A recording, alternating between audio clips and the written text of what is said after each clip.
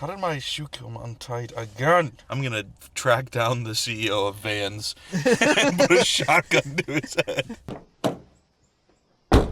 Well, that was a movie. Hold on. I don't know how many people currently following this channel are gonna care, but there's some OG fans that are really gonna care. Gus Van Sant, most known for directing Good Will Hunting, worked camera and electrical department for an old We Sing movie. Oscar-nominated director worked on We Sing. Holy shit. Anyway, I was trying to see the last thing I saw by him. Didn't expect to be jump-scared by We Sing, but here we are. I knew it! He is Pierre Despereaux! Cary Elwes, how do you not think of The Princess Bride? Because I watched Psych long before I watched Princess Bride. Or you could think of Saw. I didn't watch Saw until well after The Princess Bride and Psych. Ella Enchanted. I don't know if I've ever seen that. Listen, That one Jungle Book movie. He is Pierre Despereaux. No, he's fucking Dread Pirate Roberts.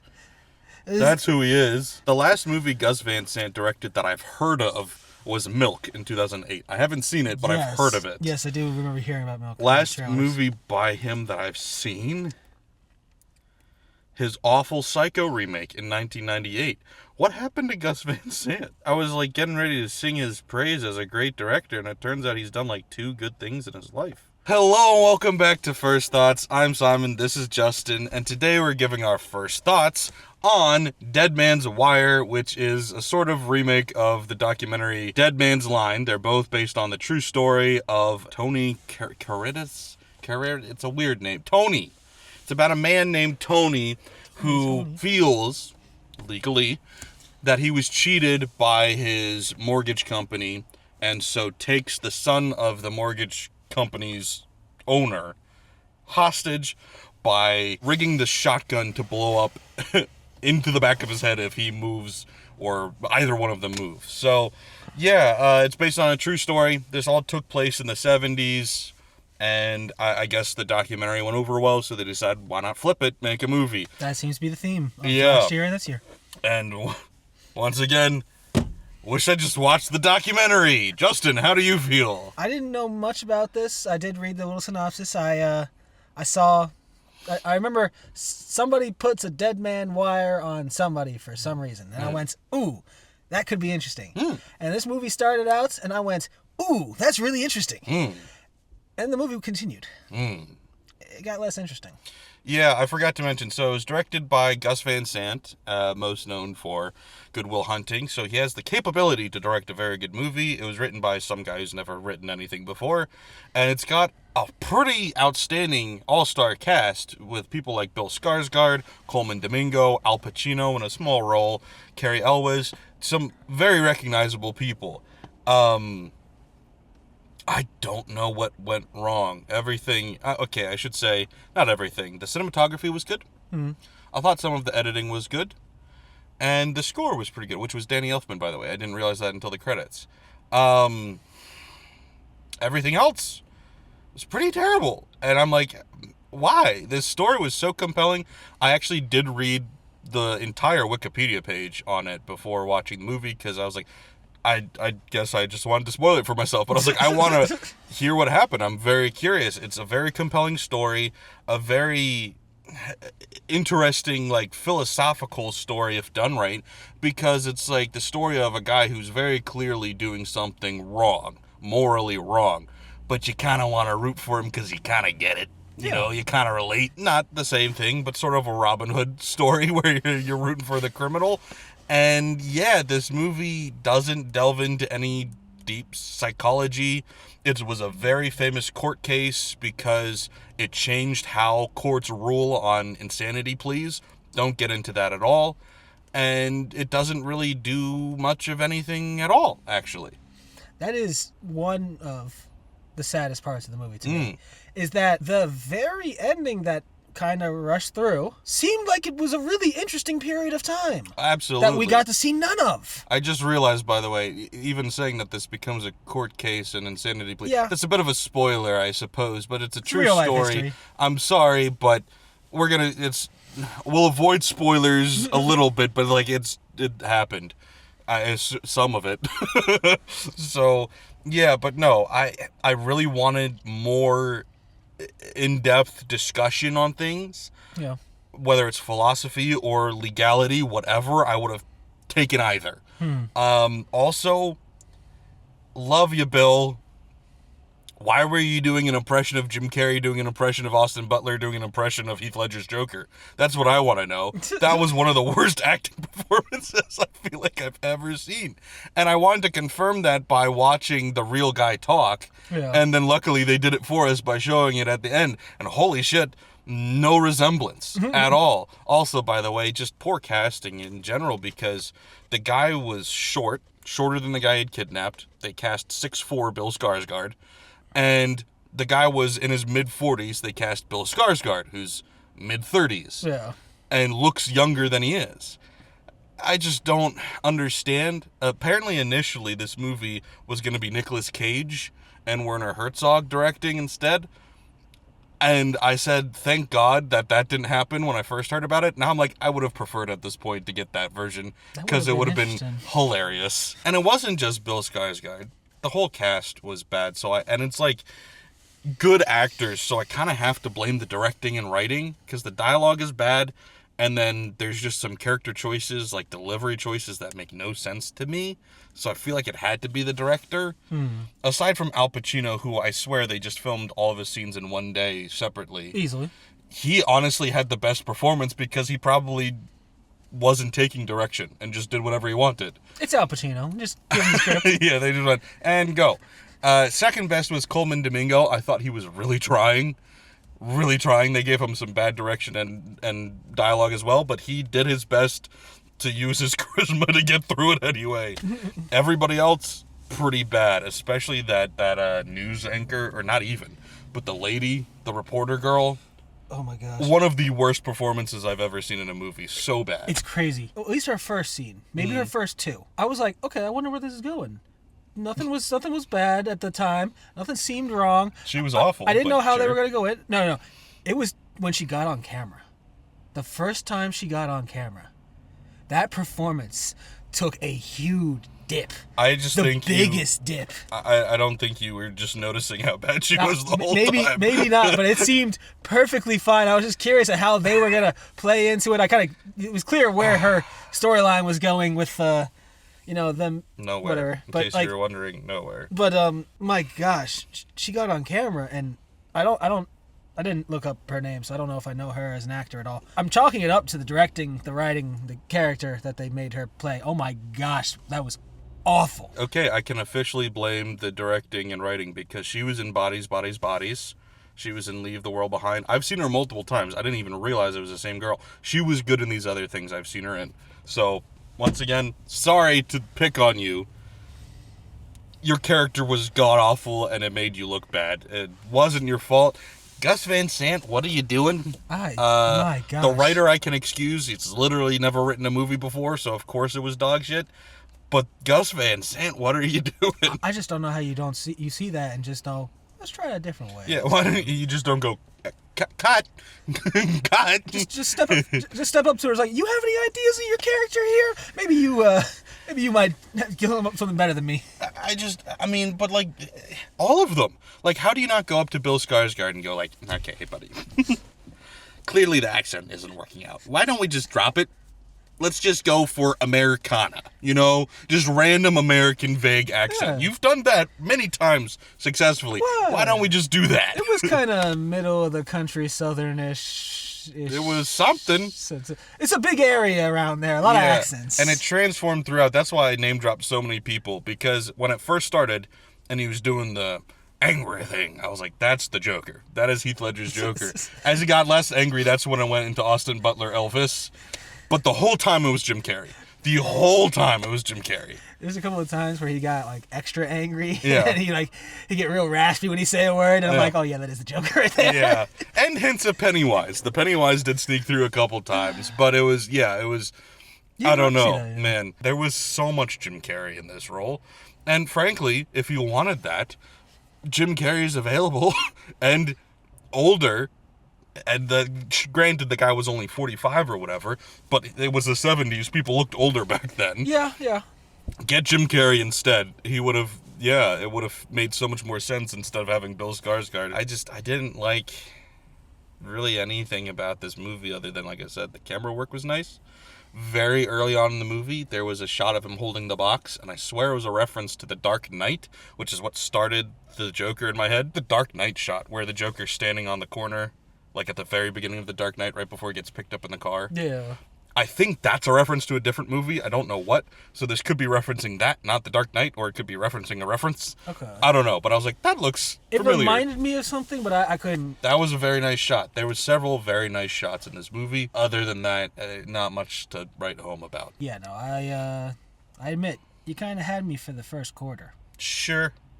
Then the last 3 quarters happened, and Yeah. it just kind of just trailed down and down and down. Yeah. And the movie ended. Yeah, especially also because, like, I don't know what's with this era of movies where we can't just tell serious stories seriously. Like, what's with all the fucking jokes? Mm-mm. Like, okay, there's one part where they show him slip, which then they later show really happened. Okay. But you don't have to tell that like a joke, and they chose to make it a joke. Yeah. That's actually a very intense moment if you show it like a thriller, not like a comedy. And the movie is trying so hard to be funny so often. I'm like, I don't want to laugh. I want to be thrilled. Why are we doing this? No, was he all the behind-the-scenes footage and the guys just quipping the entire time? He's telling jokes nonstop. The guy's like, can you please take this seriously? It's my time now. Also, minor nitpick here too, but like, you know, in makeup, they're like, okay, we'll go real life first.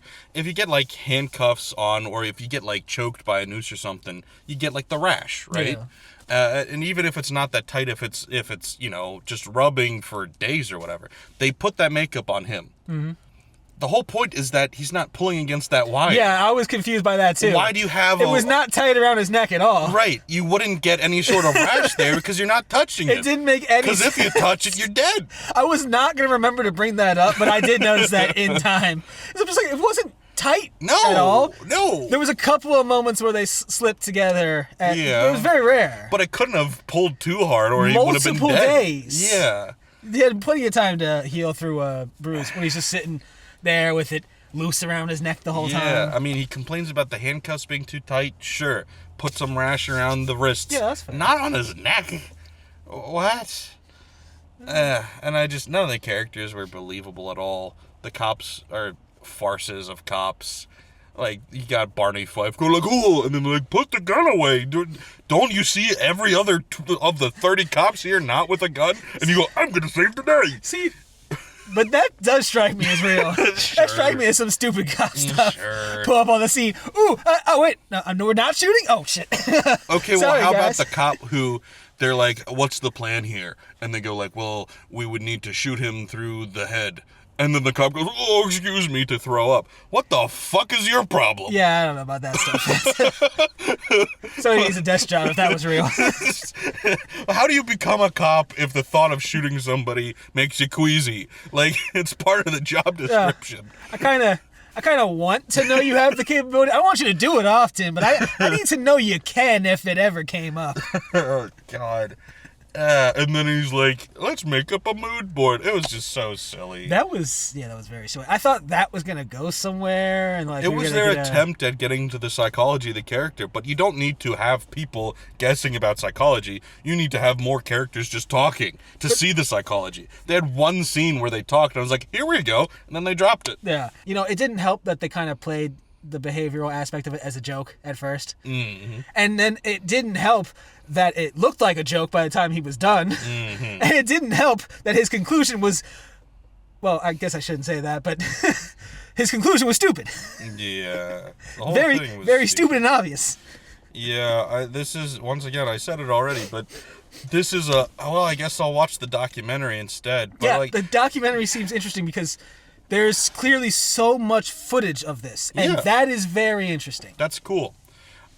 But this also should have and could have been a great thriller. Yeah. Like, everything was there to make this a great movie, and then they just didn't do any of it at all.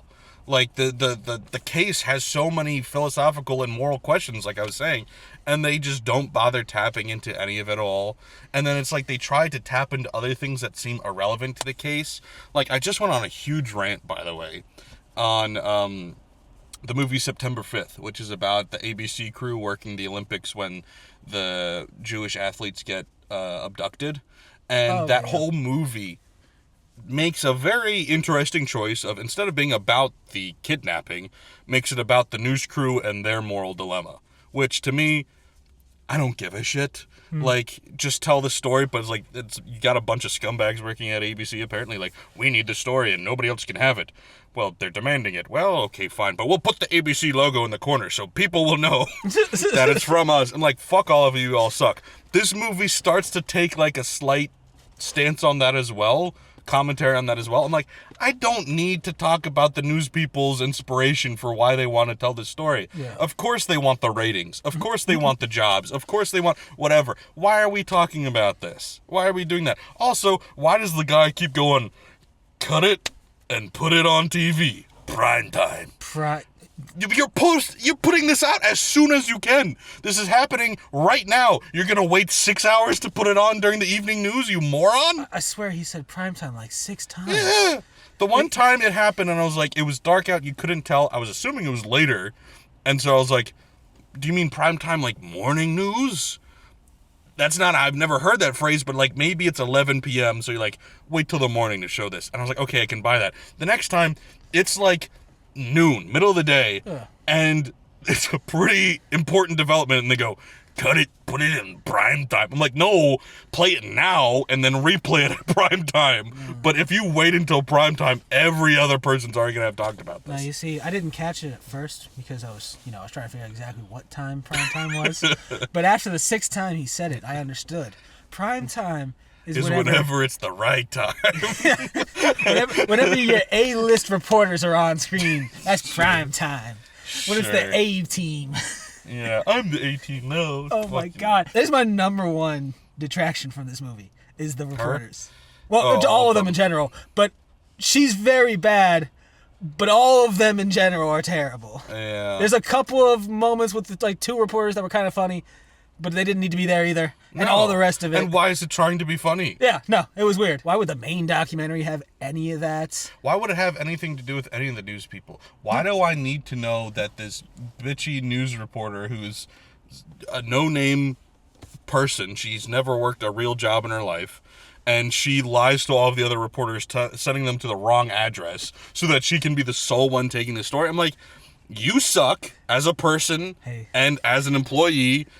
I don't want to hear about you. Also, your acting sucks. That's initiative.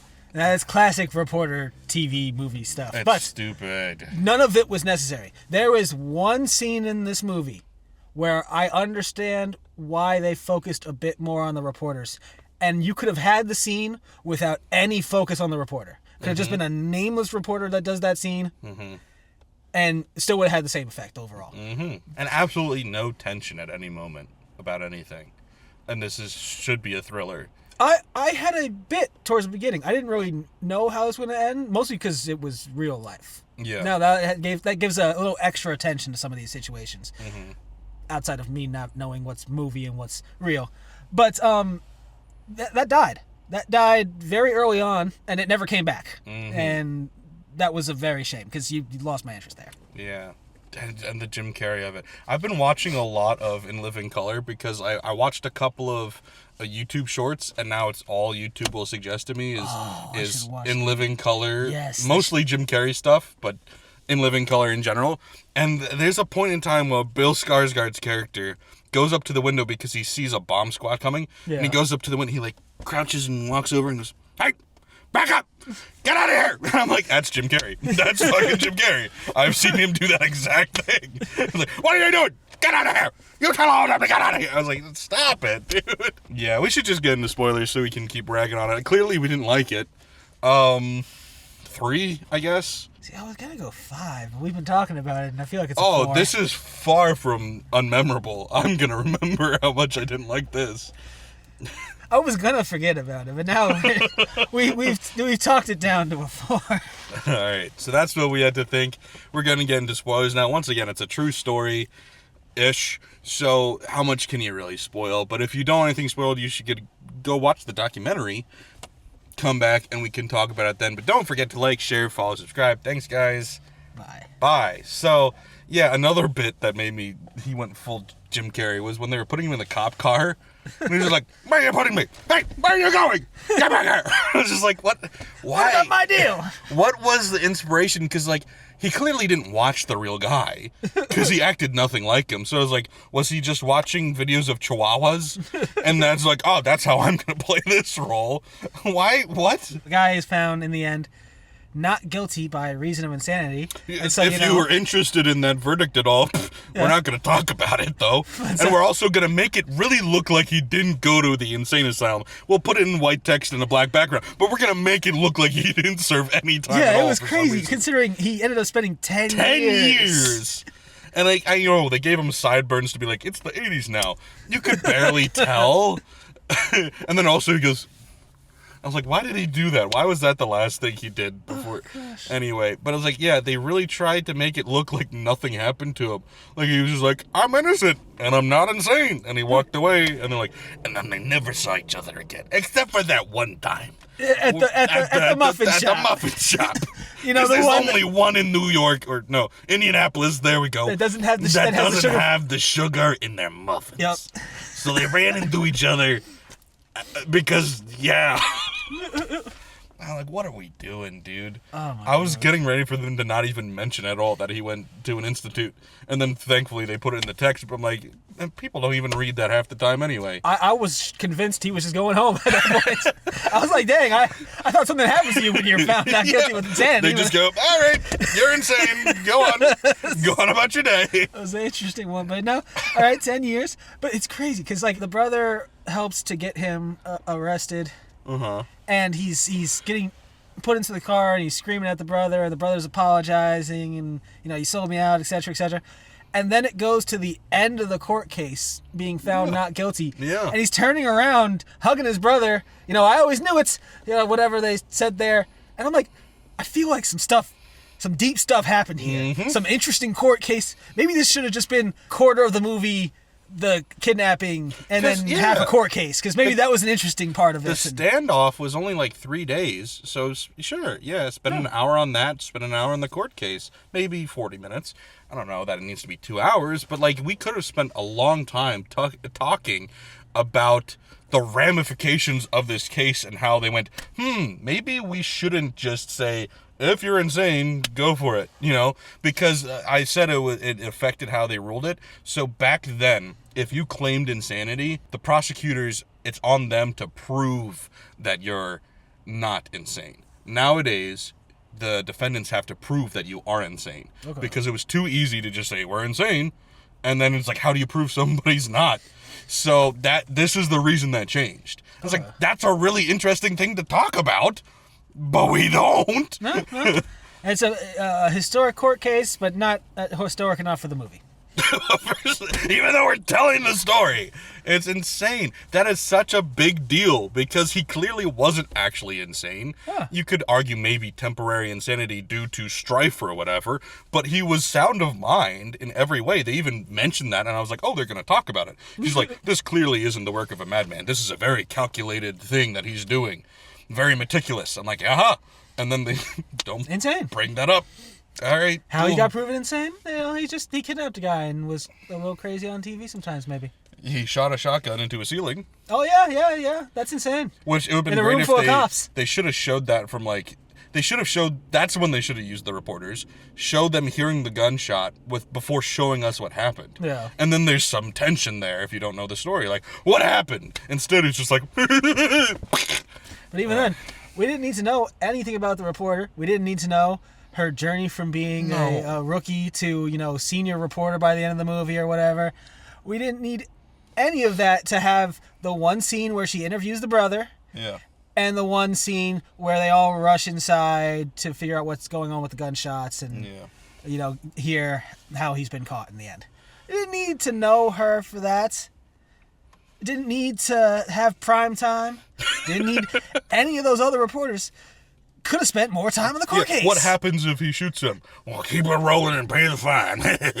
Like, why do we need evil business people in this movie? I don't care. It's like, of course you're going to play the thing anyway. Yeah. I We just get assume it. that they only care about money. Yeah, And then there's it's the randomly the news. one guy that's like, I did this for justice. It's like, fuck you.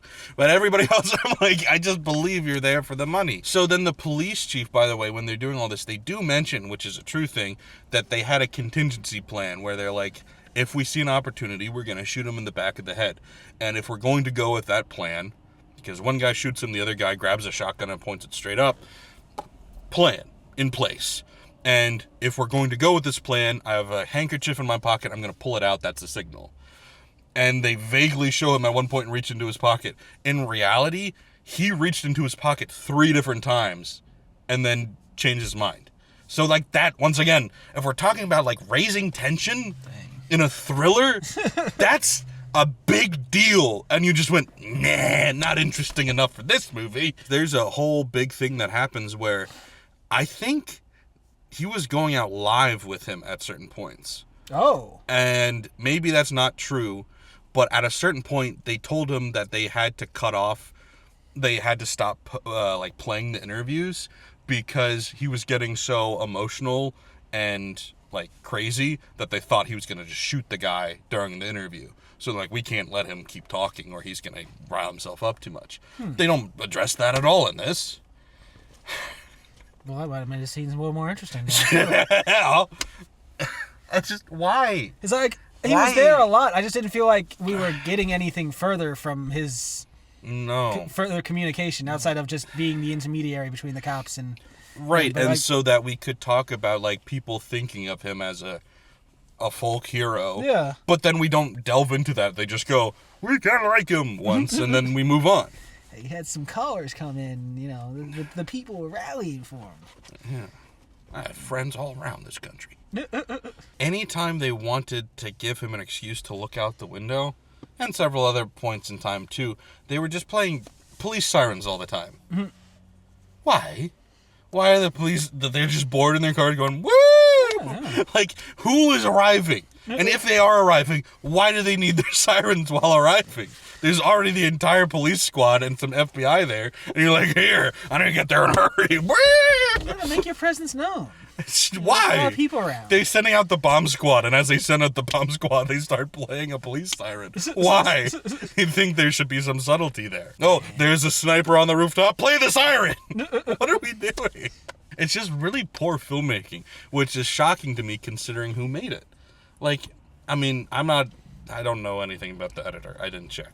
But, like, it's a good, well-known director. Twice Oscar-nominated director. How do you let this stuff happen in your movie? I just don't get it. It's just really poor filmmaking across the board. Want to hear something that you won't care about at all? Most of you won't. Sure. At one point, there was just really bad dubbing. It wasn't dialogue, it was breathing. And I want to know why. Because at one point, it's doing like, I think a slow push on Skarsgård in the apartment. And he's like doing something weird with his mouth, like doing something weird, like he's moving his tongue around. And they dubbed over some of his heavy breathing from the previous scene. So he's going like,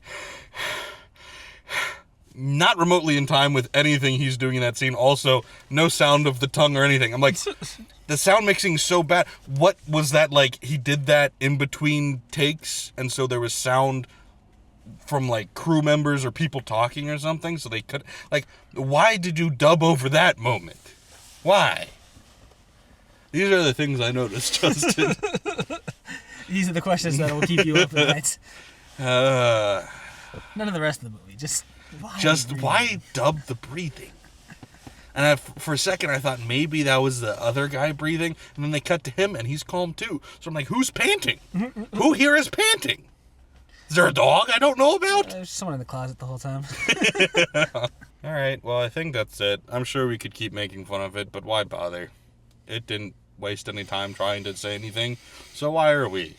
Thanks for watching. I hope you guys enjoyed. Please remember to like, share, follow, and subscribe, and also follow us on TikTok, Instagram, all those places. Thanks. Bye. Bye.